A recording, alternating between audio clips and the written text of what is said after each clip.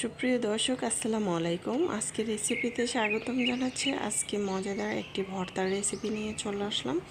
এই ভর্তাটা এইভাবে তৈরি করলে খুব বেশি সবাই পছন্দ করবে গরম ভাতের সাথে, আর ঝটপট সহজ করে তৈরি করে দেখাবো।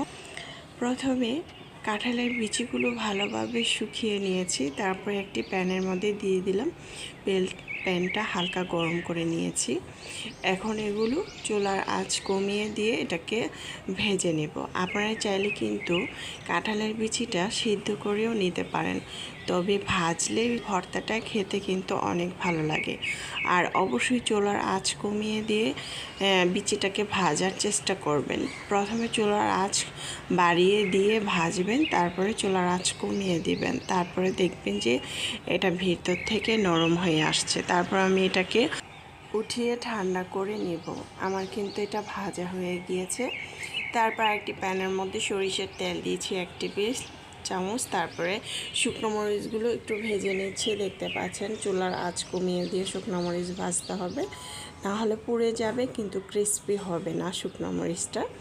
এখন শুকনো মরিচটাকে আমি উঠিয়ে নিচ্ছি। ওই তেলটার মধ্যে পেঁয়াজ কুচি, রসুন কুচি, কাঁচামরিচ কুচি দিয়ে দিলাম। এগুলো একটু ভেজে নিব হালকা করে।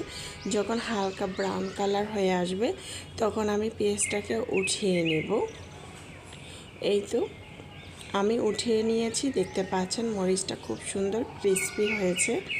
তারপর আমি এখানে যে পেঁয়াজটা ভেজে নিয়েছি, কাঁচামরিচ, পেঁয়াজ কুচি, রসুন কুচি, এখন মরিচের সাথে এগুলো একটু ভেঙে নেব।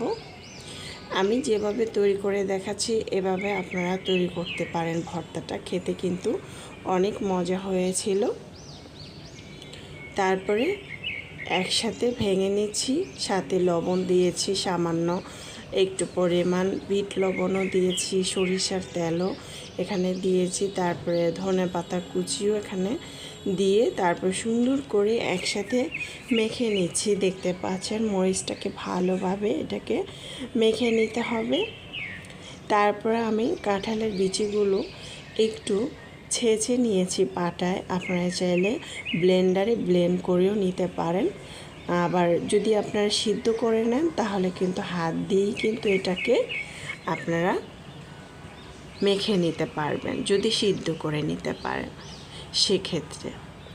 এখন এই ভর্তাটা সুন্দরভাবে আমি মেখে নিচ্ছি। দেখতে পাচ্ছেন ভর্তাটা খুবই মজাদার আর খুবই ইয়ামি। চাইলে কিন্তু ভর্তাটা তৈরি করে নিতে পারেন।